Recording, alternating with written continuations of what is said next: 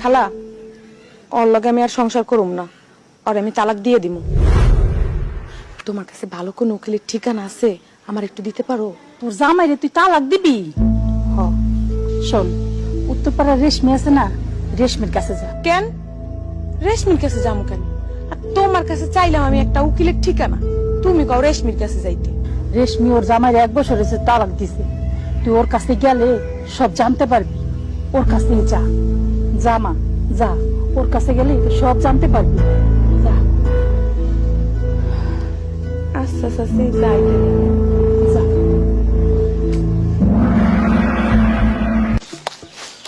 কি রে রেশমি, তুই? হায় হায়, তোর এ কি অবস্থা? গালের মধ্যে এটা কি হয়েছে তোর? আরে কিছু না, ওই কাম করতে গেল খোঁচা লাগছিল, সেরে যাবে। তুই এদিকে কি লেগা, কোনো কামে আইসোস? না আইলাম আর কি তোর একটু দেখতে, কিন্তু তোর চেহারা এমন হয়ে গেছে কেন? তুই কি সুন্দর একটা মাইয়া ছিলি, ধবধবে সাদা একটা মাইয়া, এখন কালির মতো হয়ে গেছো কেন? হ, সুন্দর একটা মাইয়া ছিলাম, কিন্তু এই কাম করতে করতে এমন হয়ে গেছে, রোদ্রে থাকি, চুলার পারে থাকি, সব কাম করতে হয় তো, এই লেগা। আর তুই কি কইতেছিলি ক? আইছিলাম তোর কাছ থেকে একটা পরামর্শ নিতে। শুনলাম তোর নাকি তালাক হয়ে গেছে।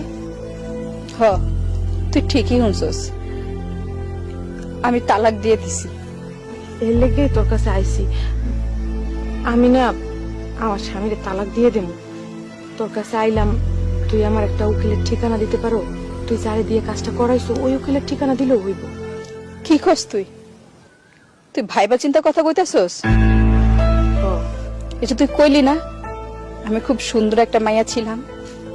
সত্যি তো, আমি খুব সুন্দর একটা মাইয়া ছিলাম, আমার বাপের একমাত্র মাইয়া ছিলাম আমি। আবার আমার ভাইয়েরা, ভাইগো কাছে তো ছিলাম রাজকন্যা, ভাইয়েরা আমার কোনো কথা মাটিতে ফেলতে দেয়নি, আমি যা কইতাম তাই আমার ভাইয়েরা শুনতো।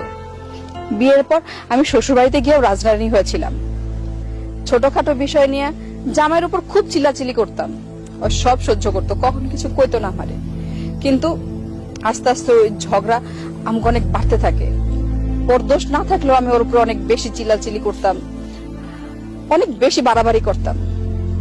একটা সময় সবাই আমারে কইলো যে চইলায়, আমরা আসি তো।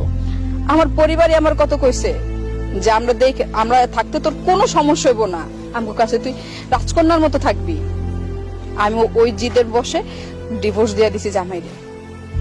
ডিভোর্স তো আমি দিয়ে দিছি, ওর না কিচ্ছু হয় নাই, খুব ভালো